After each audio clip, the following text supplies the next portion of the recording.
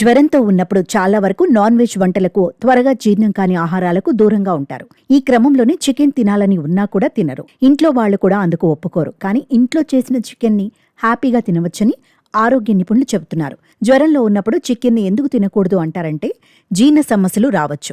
Chicken అనేది మందమైన ఆహారం. ఇది అరిగేందుకు చాలా సమయం పడుతుంది. జ్వరంలో ఉన్నప్పుడు జీర్ణక్రియ చాలా నెమ్మదిగా పనిచేస్తుంది. కాబట్టి చూసి తినాలి. నాన్ వెజ్ వంటకాల్లో చికెన్ ప్రధానం. చికెన్తో కొన్ని వందల రెసిపీలు తయారు చేయవచ్చు.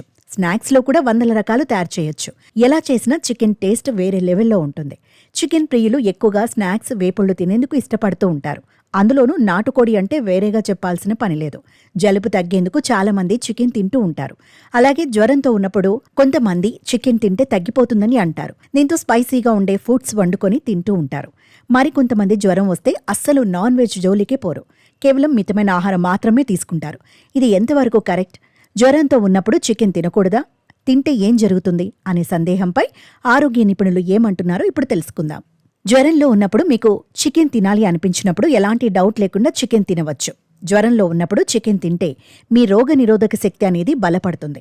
చికెన్లో ఎన్నో రకాల పోషకాలు ఉంటాయి. ఇవి జ్వరం ద్వారా వచ్చే నీరసాన్ని, అలసటను దూరం చేస్తాయి. మళ్ళీ ఎనర్జెటిక్గా అయ్యేలా చేస్తాయి. కొంతమందికి జ్వరంలో ఉన్నప్పుడు స్పైసీగా ఉండే ఆహారాలు తినాలి అనిపిస్తుంది. అలాంటప్పుడు మీరు ఇంట్లోనే చేసిన చికెన్ బిర్యానీ లేదా చికెన్ ఐటమ్స్ హ్యాపీగా తినవచ్చు.